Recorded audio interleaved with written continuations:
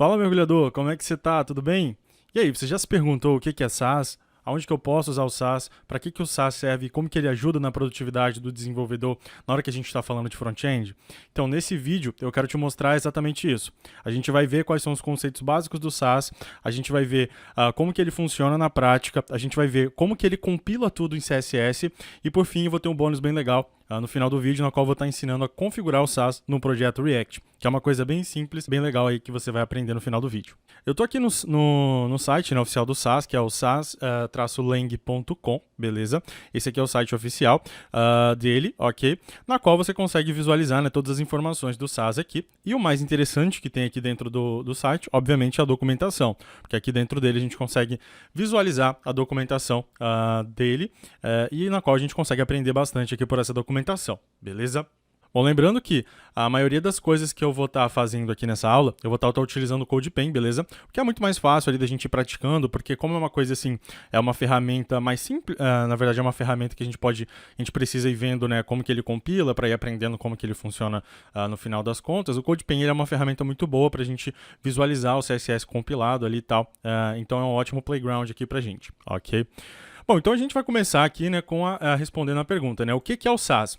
O SaaS, ele é basicamente, aqui fala, né, é um CSS com superpoderes, tá? Na verdade, o SaaS, ele é um pré-processador, ok? Ele é um pré-processador bem famoso, na verdade, eu arrisco dizer que ele é o pré-processador mais famoso que tem no mercado para CSS.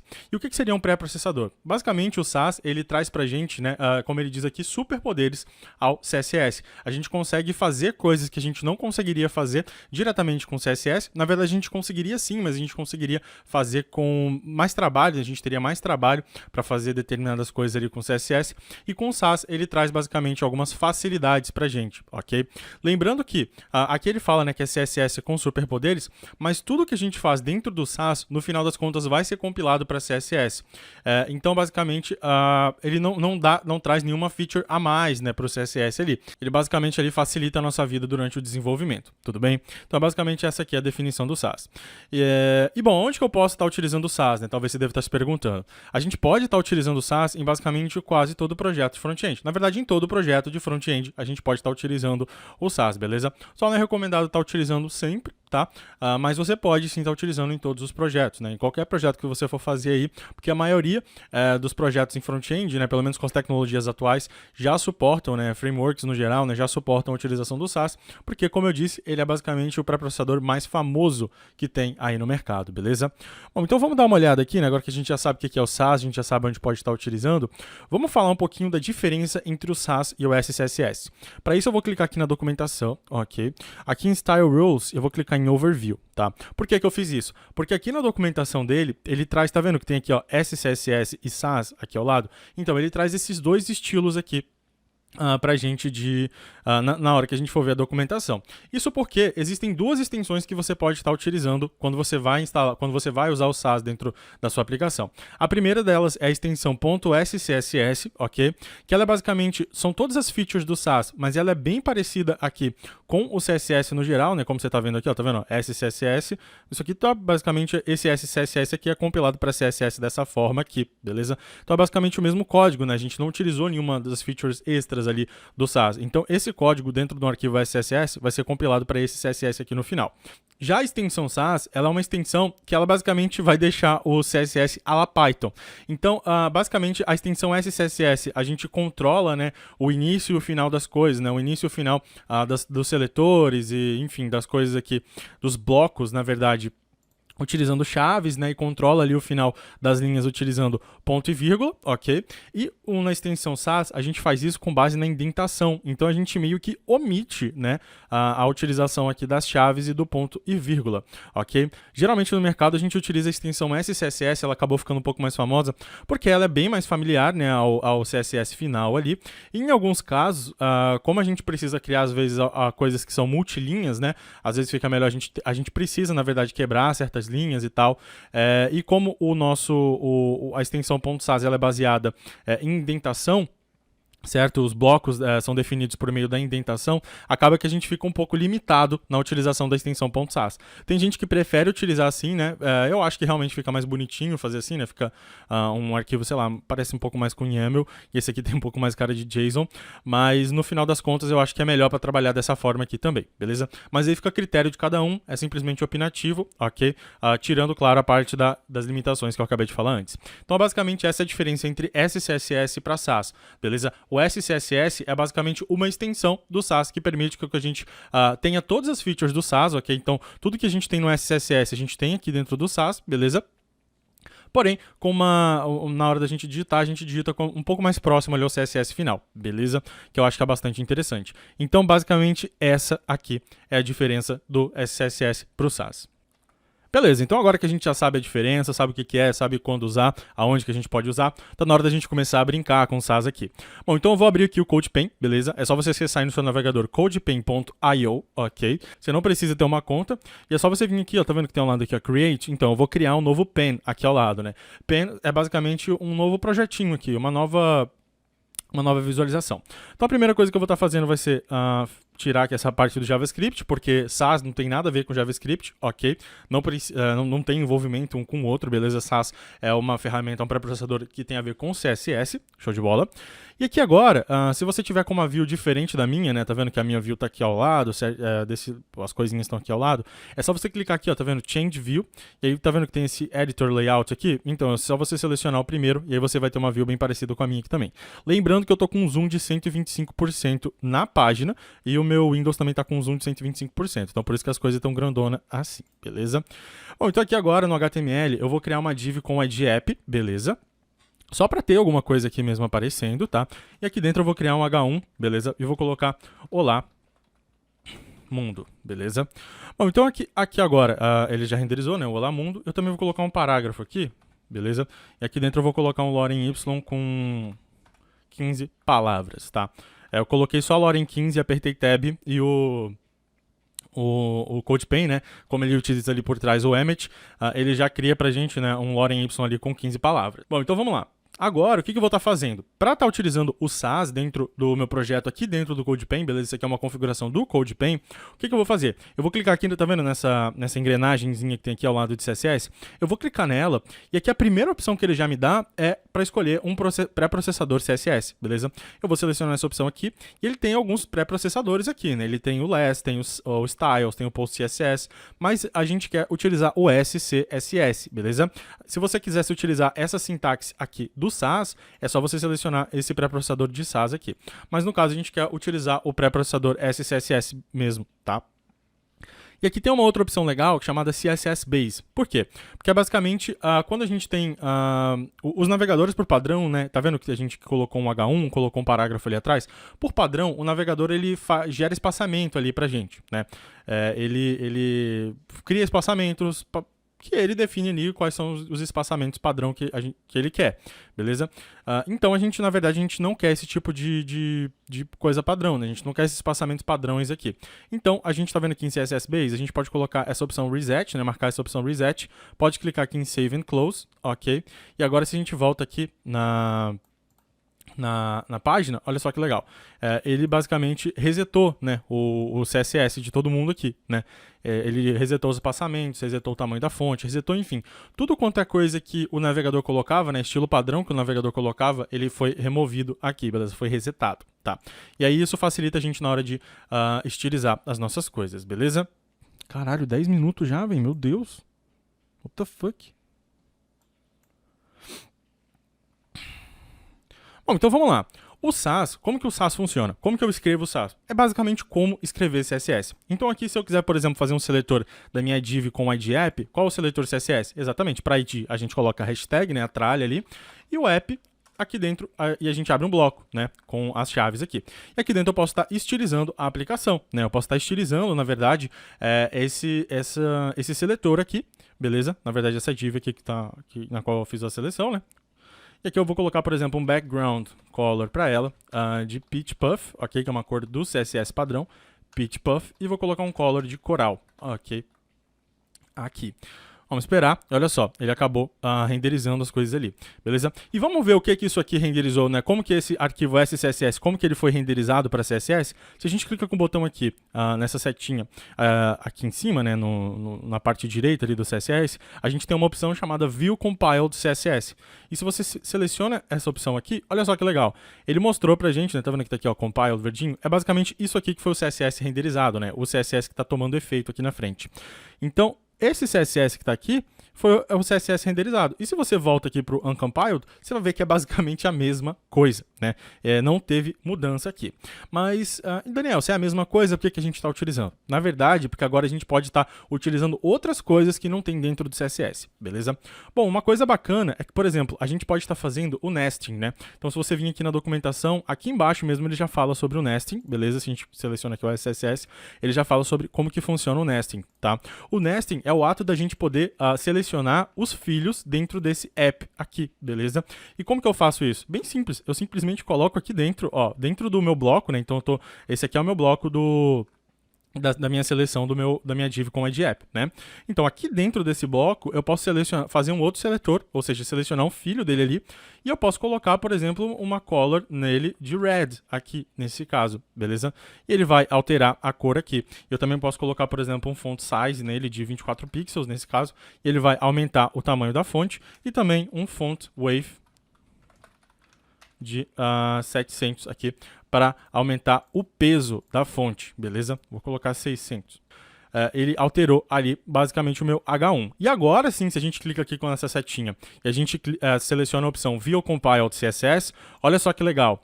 Olha como que essa diferença, né, do Uncompiled, que é o que a gente tinha, e o Compiled. Olha só, na hora que ele renderizou o CSS, na verdade, né, para a gente selecionar os filhos dentro do CSS, a gente não pode fazer aquele nesting ali que a gente tinha feito lá dentro, né? Se eu coloco dentro do próprio bloco ali, coloco um H1, ele meio que vai quebrar o meu CSS, porque o CSS não funciona dessa forma. Então, na hora de renderizar, ele renderizou o quê? Ele fechou o bloco, né, do meu app aqui, e abriu um novo bloco selecionando dentro do meu app o H1, beleza? Porque é dessa forma que a gente faz isso com o CSS, e ali ele passou toda aquela estilização. Então, a gente pode estar criando vários alinhamentos, a gente pode estar fazendo vários alinhamentos aqui. Então, por exemplo, eu posso selecionar aqui H1, posso selecionar o parágrafo, né, dizer que ele tem um font size de 18 pixels aqui, beleza? E olha só que bacana, ele aumentou o font size ali, né? Vou tirar essa cor vermelha do H1, que eu não gosto muito desse vermelho, eu acho ele bem forte, beleza?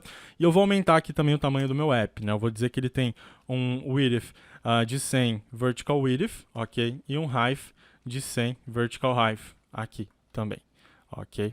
Olha só que bacana, ele já pegou ali e adicionou o efeito. Também vou colocar um padding aqui de 24 pixels, tá? Nele. Show de bola.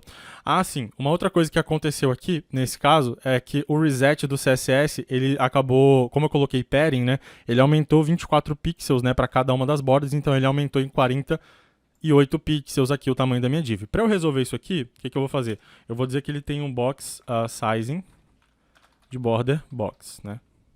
Isso aqui não tem nada a ver com Sass, tá bom, gente? Isso aqui é CSS mesmo, tá? E para resolver para todo mundo, o que eu vou fazer?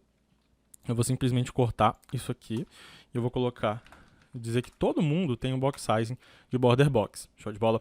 E agora vamos ver como que ele compila nesse caso aqui, né? Deixa eu até tirar aqui um espaçamentozinho. E agora eu vou vir aqui e vou ver o CSS compilado. Olha só que legal. Para cada nesting que a gente tem, né? Ou seja, para cada alinhamento que a gente tem aqui dentro, ele acaba gerando, né? Criando um novo bloco aqui na raiz, porque é dessa forma que o CSS funciona. Beleza? E aqui no caso, a gente selecionou, né? Todo mundo aqui utilizando o asterisco na raiz e ele manteve ali na raiz, tá? Então é dessa forma aqui. Só que o Sass ele não se baseia somente em nesting, beleza? A gente usa, né? Na verdade, eu gosto muito do Sass por essa função, né? Eu acho que ela, assim, é muito boa na hora que eu vou desenvolver o sistema, se eu vou aplicar algum tipo de arquitetura, isso aqui ajuda bastante, né? Se eu for aplicar BEM, se eu for aplicar, enfim, qualquer outro tipo de arquitetura, esse nesting aqui me ajuda a manter o código um pouco mais organizado. Porém, o Sass ele não se limita somente ao nesting, né? Tem muitas mais ferramentas aqui que a gente pode estar utilizando, tá? E uma delas, que eu acho bem bacana, são as variáveis, né? A gente pode estar criando variáveis dentro do Sass. Só que as variáveis do Sass, elas funcionam um pouco diferente das variáveis do CSS. Atualmente, as variáveis do CSS, elas já são bem suportadas, mas antigamente, tá? Elas não eram suportadas por todos os navegadores. Na verdade, a maioria deles, né, os navegadores, a maior parte deles não suportavam as variáveis em CSS. Tá? E a gente às vezes tinha que dar suporte para alguns navegadores como Internet Explorer, que ainda existia suporte e tal. E o Sass ele resolvia muito bem essa questão das variáveis. Por quê? Porque a gente pode estar alocando variáveis dentro dele. Então, por exemplo, se eu coloco aqui um background color como o nome de uma variável e eu defino ela como por exemplo 222 e eu coloco aqui, eu acho que é foreground color como branco, beleza? Eu posso vir aqui no meu background color da minha aplicação e eu posso passar o valor da minha variável, beleza? No caso aqui seria o background color, né? E ele já traria o quê? Ele traria o background color ali para mim. Só que eu preciso, obviamente, né, colocar o ponto e vírgula ali depois da aplicação, né? E olha só que legal. Ele pegou o efeito, ele pegou, na verdade, né, colocou como background color da minha aplicação o quê? O valor de 222, que é esse escuro que a gente tem aqui, ok? E agora eu declarei uma outra variável aqui chamada foreground color e vamos ver o que só que eu não utilizei ela aqui ainda, né? E vamos ver como que ele compila tudo isso. Então eu vou clicar aqui nessa setinha, vou clicar aqui em View Compile CSS. E agora, se você der uma olhada, desapareceu aquelas variáveis, né, que estavam ali em cima, a declaração daquelas variáveis, ela basicamente desapareceu. E se a gente der uma olhada no nosso app, olha só, ele substituiu como o valor que a gente tinha colocado para dentro daquela variável, né? Então o background color dele aqui veio parar para 222. E se a gente procurar aqui, a gente não vai encontrar aquele FFF em lugar nenhum. Por quê? Porque a gente, por mais que tenha declarado a variável ali, né, a gente declarou aquela variável no Sass, como a gente não utilizou ela em lugar nenhum, não tem por que ele renderizar aquilo, né? Não tem por que ele compilar aquilo em algum CSS, beleza? Então, a utilização das variáveis que a gente tem aqui dentro do Sass, ela é um pouco diferente das variáveis dentro do CSS, tá bom? Uma coisa aqui que você tem que tomar atenção na hora que você for mexer com variáveis dentro do Sass, é que as variáveis, se você dá uma olhada aqui embaixo, eu acho que é aqui nessa documentação aqui de variables, ele fala que as variáveis, elas são imperativas, né? A utilização das variáveis ela é basicamente imperativa, as variáveis do Sass. Isso significa o quê? Significa basicamente que, se eu defino o valor da minha variável e eu utilizo ela, e depois eu faço o reassign dessa variável, né? Coloco o outro valor dentro dela e utilizo ela, ele não vai alterar, né, o valor que vai ser persistido, que vai ser mantido na hora lá do processamento, né, na hora da renderização do CSS, vai ser basicamente o seguinte: na primeira execução, como o valor dela era 1, ele vai renderizar como 1, e na segunda, como o valor foi alterado para 2, ele vai renderizar como 2 aqui. Ou seja, se em algum momento a gente muta o valor da nossa variável, se a gente já tiver utilizado ela antes, esse valor não vai ser refletido na utilização passada, beleza? Então, elas são imperativas, é isso que significa que as variáveis do Sass são imperativas, ok? Bom, só que o Sass ele também não se limita às variáveis e o nesting, tem mais outras coisas legais. Na verdade, tem muita coisa que está aqui na documentação que depois desse vídeo você pode vir aqui e ler com calma, tá bom? Mas a gente vai mostrar aqui mais algumas coisas aqui no vídeo, tá bom? Uma outra coisa que eu acho bem legal que tem no Sass é a melhoria que eles fazem em alguns métodos, tá? Então, vamos lembrar aqui um método chamado RGBA, né? Um método que eu gosto bastante, né, dessa melhoria que eles implementaram aqui dentro do Sass é o método RGBA. Vamos dar uma olhada para entender o que eu estou falando. Então, eu vou trocar aqui esse background color para FFF. Bom, então vamos dizer que eu quero vir aqui no meu H1 e eu quero colocar um background color nele de um preto, porém um preto com opacidade, né? Um preto com opacidade. A gente queira utilizar o canal alfa ali. Então, com o CSS atualmente, a gente faz isso como? A gente coloca um background color, né? Background color. E a gente utiliza a função RGBA, né? O método RGBA que tem por padrão já dentro do CSS, e aqui a gente coloca a cor que a gente quer estar utilizando, beleza? Só que como a gente está utilizando aqui, ó, tá vendo? RGBA, a gente está utilizando as cores no padrão RGB. Então, eu não posso vir aqui, né, no CSS e colocar por exemplo, hexadecimal aqui dentro dele, beleza? E depois definir a opacidade. O que eu tenho que fazer? Eu tenho que pegar e colocar, o valor, a minha cor em RGB, né? Então, o canal, quantos pontos, né, do canal azul, na verdade no canal vermelho, no canal verde e no canal azul. E depois eu posso definir a minha opacidade, né? Então, em quantos de opacidade eu quero aqui no meu background, né? E agora, se você der uma olhada, ele já adicionou ali um background color dentro do meu H1. Eu vou colocar um padding nele aqui de 24 pixels, beleza? Para ficar um pouco mais identificável, ok? E aqui agora a gente já tem, vocês conseguem ver que ele já está pegando o valor ali, né, do meu H1, tá? E agora, olha que legal, com o Sass, o que eu posso estar fazendo? Como o Sass ele tem essa ideia de variáveis, né, e a gente pode colocar cores como variáveis, por ele ter essa feature aqui, a gente pode pegar esse valor que está aqui, tá vendo? Que é um valor em hexadecimal, e a gente pode passar ele aqui dentro, né? Então, se eu coloco aqui, por exemplo, definir aqui, por exemplo, uma cor preto, né? Black. Eu vou definir ele como 000, beleza? Eu posso vir aqui e colocar a cor black, beleza? Que eu tenho.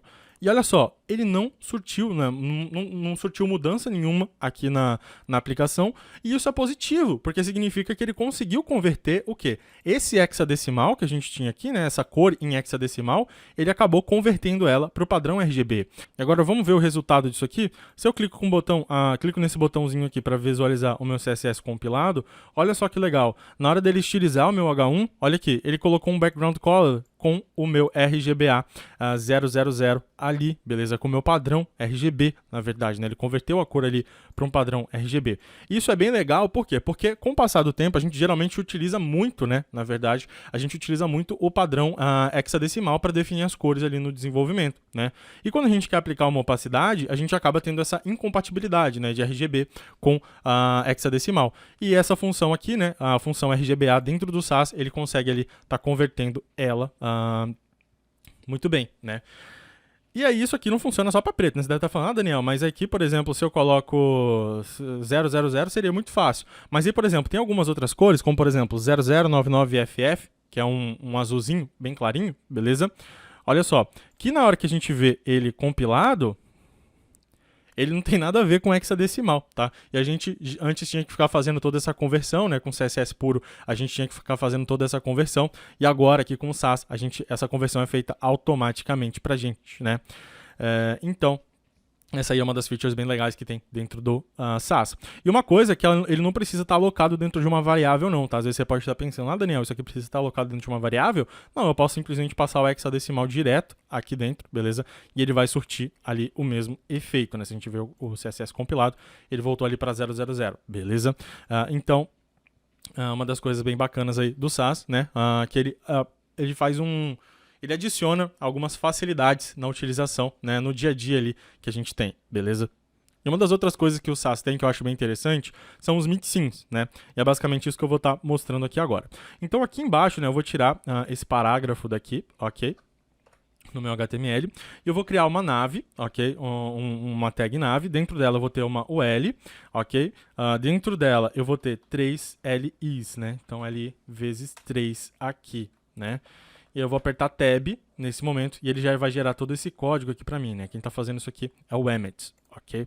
E aqui dentro eu vou ter, por exemplo, Home, aqui eu vou ter contato, e aqui eu vou ter basicamente, sei lá, sobre, por exemplo. Ok? Então, basicamente, eu criei uma navegação, né? Diz que ela é uma lista não ordenada e tenho 3 itens aqui nessa lista não ordenada, né? Beleza. Então, aqui agora que eu já tenho essa nave, o que eu vou estar fazendo? Eu vou estar vindo aqui embaixo e eu vou estar removendo, né, a estilização aqui do meu parágrafo, que eu não preciso mais dela, e eu vou começar a estilizar o meu nav.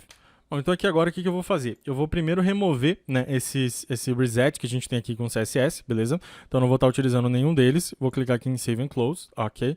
E agora a minha aplicação, ela voltou, né? Tá vendo que ela tá aqui com aqueles espaçamentos? Ela voltou a ter aqueles espaçamentos. Por que eu tirei esse reset? Porque basicamente ele removia, né, essa estilização aqui que ele vem por padrão na minha UL, né? E eu quero manter ele. E agora eu vou fazer um reset bem porquinho aqui, bem rapidinho. Vou dizer que todo mundo tem margin 0, padding 0. E o box sizing já tá ali, beleza? E agora aqui eu basicamente fiz um reset bem padrãozão aqui, tá? Que só basicamente ele remove os espaçamentos padrões ali, tá? E põe o box sizing de todo mundo pro border box aqui, beleza? Bom, e aqui agora, o que eu vou estar fazendo? Eu quero estar basicamente criando, né, uma lista, só que essa lista, né, como é uma navegação, eu não quero que ela seja um item acima do outro ou abaixo do outro, eu quero que ela seja um item ao lado do outro, né? E para eu fazer esse tipo de coisa, eu poderia fazer o seguinte, eu poderia vir aqui na minha neve, né, vou selecionar, lembrando que para eu fazer o nesting, né, eu poderia fazer isso aqui, né, neve ul, e colocar um display flex nela aqui, iria funcionar, tá?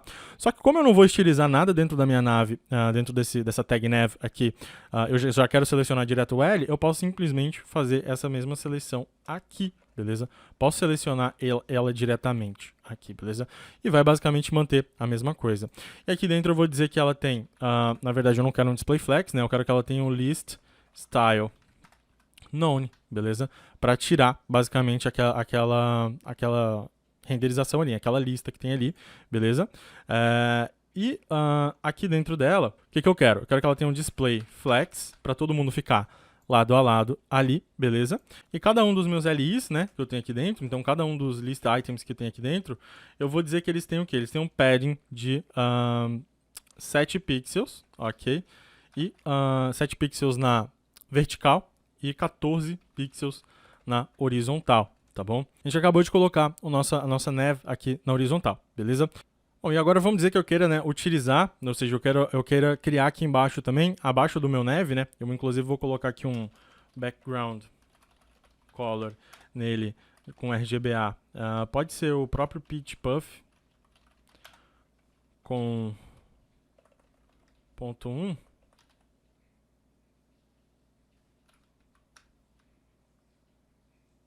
Aqui, beleza?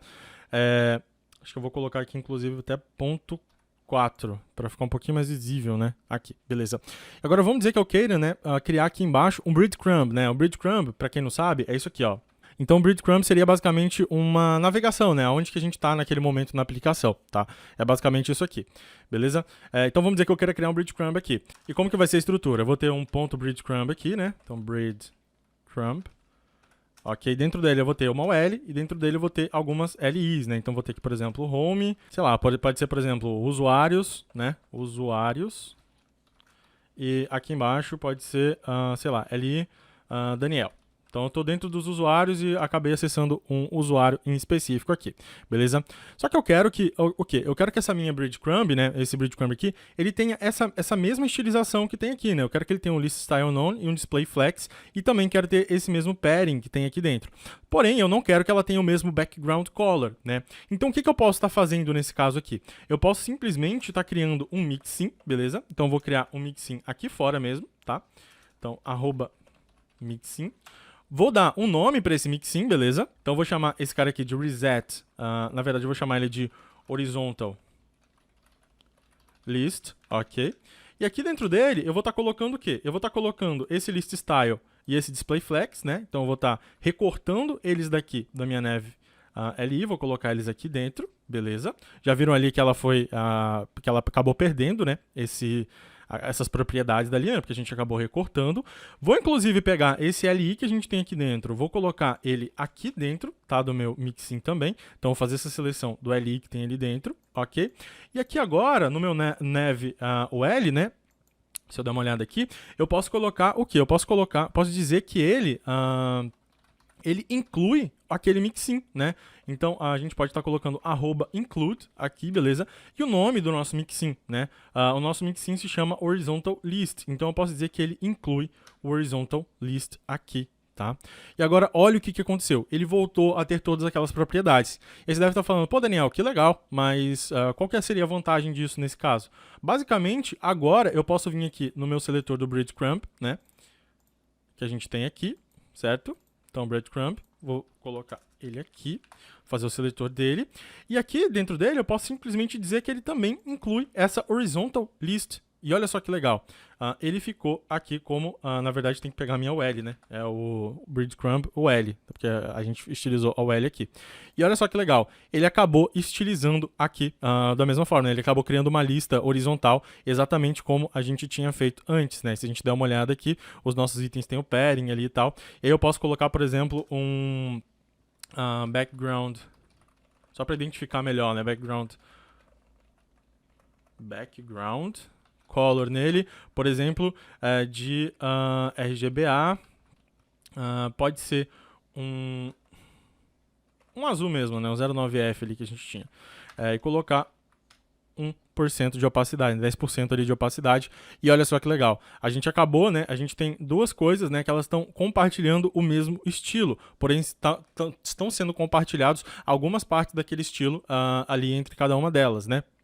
O que é bastante legal, e a gente pode estar utilizando os mixins para estar fazendo esse tipo de coisa. Bom, e a última coisa que eu quero mostrar aqui dentro hoje, né, dessa aula, porque ela já está ficando bem grande, mas o que eu quero estar mostrando aqui também são basicamente como que funcionam as media queries dentro do SaaS, né, como que ele ajuda também a gente a fazer as media queries aqui, tá? A gente pode estar fazendo as media queries exatamente como a gente faz no CSS, por quê? Porque o CSS é válido dentro do SaaS, né, a gente pode estar utilizando a mesma forma, porém, como eu disse, o SaaS ele está aqui para ajudar a gente em alguns casos, né?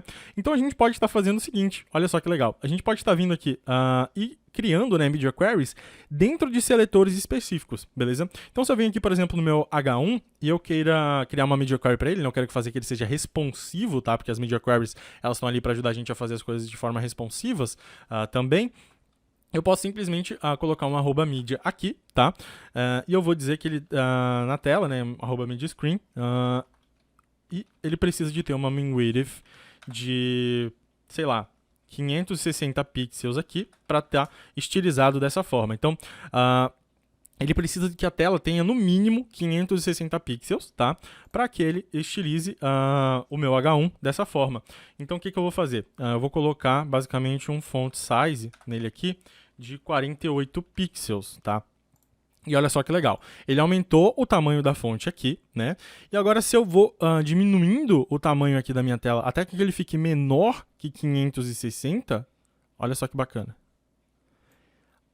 A minha fonte ela ficou menor, né? Por quê? Na verdade, ela ficou com um tamanho de 24 pixels. Então, dessa forma aqui, eu poderia, que a gente faz, né, responsividade com o SaaS, né? Ele ajuda a gente a fazer responsividade dessa forma, porque a responsividade, ela fica dentro do próprio seletor do elemento, né? Claro que a gente poderia fazer essa seleção lá fora, né? A gente poderia colocar todo mundo dentro de uma media query grandona e estilizando todo mundo lá no final das contas, assim como que a gente faz no CSS. Inclusive, se a gente dá uma olhada aqui no View Compile do CSS, a gente desce aqui, né? Na verdade, a gente dá uma olhada aqui, é desse jeito que ele faz, né? Ele tem um media query aqui, ele cria uma media query e lá dentro ele faz o seletor, porque é assim que o CSS funciona, né? Desse jeito que a gente faz dentro do CSS. Mas o SaaS, ele ajuda a gente a manter tudo alinhado aqui certinho, né? Igual você conseguiu ver aqui, tá? E aí, por exemplo, se eu quisesse inverter essa lógica, né? Por exemplo, eu quisesse colocar a fonte como 48 por padrão, e aqui eu colocar ela como 24, beleza? E ao invés de eu colocar min width, eu colocava max width, ele iria funcionar da mesma forma, tá? Então, ela inicialmente, né, se eu der uma olhada aqui, ela é 48, tá? Mas com o max width, né, até 560 pixels, ou seja, até 560 pixels de largura na minha tela, o meu font size ele vai ser 24 pixels. Então é basicamente assim que a gente trabalha com responsividade, né? Que a gente pode trabalhar com responsividade dentro do SaaS. E eu prometi para vocês um bônus, tá? Agora no final da aula que eu ia mostrar como que a gente configura o SaaS dentro de um projeto React. Então eu acabei de abrir aqui o meu terminal, beleza? Estou dentro do diretório da AlgoWorks e agora eu vou iniciar um novo projeto com React, ou seja, eu vou mostrar como que configura o SaaS dentro de um projeto React do zero. Então eu vou dar um yarn create React App, ok? React App. E aqui dentro dele eu vou chamar esse cara aqui de test somente, tá? Não vou utilizar nenhum template, nem nada. Só vou criar um novo projeto aqui como teste. E aí isso pode demorar um pouquinho, claro, né? Aquela primeira criação de um projeto React sempre demora um pouquinho. Ok, então agora ele acabou de criar o nosso projeto, tanto é que a gente pode entrar dentro do diretório teste aqui, beleza? Executar um yarn start aqui dentro, ele vai executar o projeto aqui pra gente, ele vai rodar o projeto aqui também, beleza? Eu vou entrar dentro dele aqui, ok, vou permitir acesso, né? O firewall do Windows perguntou se eu quero permitir acesso, sim, eu desejo. E eu vou abrir ele com Visual Studio Code, né? Então vou abrir o meu projeto aqui com Visual Studio Code. Ok? Então basicamente esse aqui é o projeto, né? Que a gente tem, que a gente acabou iniciando ele, tá? Então, esse aqui é o nosso projeto e aqui está ele com o Visual Studio Code. E se a gente der uma olhada, ele é iniciado com o quê? Os arquivos que são carregados aqui dentro são arquivos CSS, beleza? Então, como que a gente faz para poder estar utilizando, né? E olha como é que ele funciona. Ó, tá vendo? É tudo com CSS mesmo, né? Como que a gente faz para poder estar importando, né, arquivos SAS aqui dentro do nosso projeto React? Cara, é muito simples. É só você vir aqui no diretório do seu projeto, no caso já estou aqui dentro dele, e a gente vai instalar um pacote, né, chamado Node.sass, beleza? E a gente vai instalar ele como uma dependência de desenvolvimento. Então, vou dar um yarn add-d Node.sass aqui. Vou apertar Enter, vou esperar ele instalar o Node.sass. Isso pode demorar ou não, depende da sua conexão com a internet e também da velocidade da sua máquina. Show de bola! Agora que ele já instalou, beleza, o Node.sass ali, todas as dependências que ele tinha, o que eu vou fazer? Eu vou simplesmente vir na minha aplicação, vou criar um arquivo chamado, sei lá, um nome qualquer aqui, chamar de app.scss mesmo aqui, beleza? E vou dizer que todo mundo tem a cor vermelha, tá? E vou colocar aqui como importante, ok? Important aqui, ou seja, eu vou sobrescrever a cor de todo mundo aqui como vermelho, ok? E agora eu vou vir aqui dentro do meu app.js e olha só, eu vou simplesmente importar o meu arquivo. Deixa eu só clicar aqui em allow para permitir o S-lint ali. Eu vou só importar o meu arquivo app.scss aqui dentro. Ok, salvei. E agora, tem que salvar, né? Ctrl S aqui. Tá salvando. Tá esperando o S-lint iniciar. Vou esperar ele iniciar não, para falar a verdade.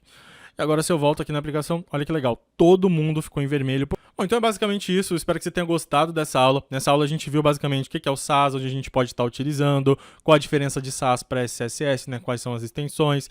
A gente viu quais são os conceitos básicos do SAS, né? Por exemplo, como que funciona o alinhamento, como que funcionam as variáveis. A gente viu que ele melhora alguns métodos, né? Ali no caso do RGBA. A gente viu como que funcionam os mixins. A gente viu como que a responsividade dentro do SAS, ela às vezes pode ser mais fácil, né? Utilizando o nesting ali dentro, beleza? Só que não para por aí. O SAS, ele tem muita coisa, tá? Ele tem muita coisa legal aí para você aprender. E eu recomendo que você vá na documentação oficial do SAS, beleza? É saslang.com, tá?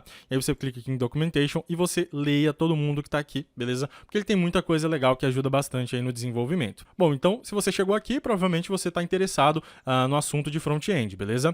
E, como a gente viu, né? Instalar o SAS dentro de um projeto React é muito fácil. E trabalhar com React também é muito fácil. Então, por isso, a gente criou o curso Ignição React. Ele tá disponível lá no site da AlgaWorks, você já pode ir lá e adquirir o curso, beleza? Nesse curso a gente vê quais são todos os fundamentos do React.js, né, que é um framework front-end muito poderoso que ajuda você na produtividade, beleza? E dentro desse curso a gente também fala sobre SAS, né? A gente utiliza o SAS junto com o React dentro do curso Ignição React. Então também vou deixar o link aqui embaixo, vai ser o primeiro link, beleza? Para você estar entrando lá no site da AlgaWorks e tá adquirindo o curso Ignição React. É isso, mergulhador, espero que você tenha gostado dessa aula e vejo você na próxima.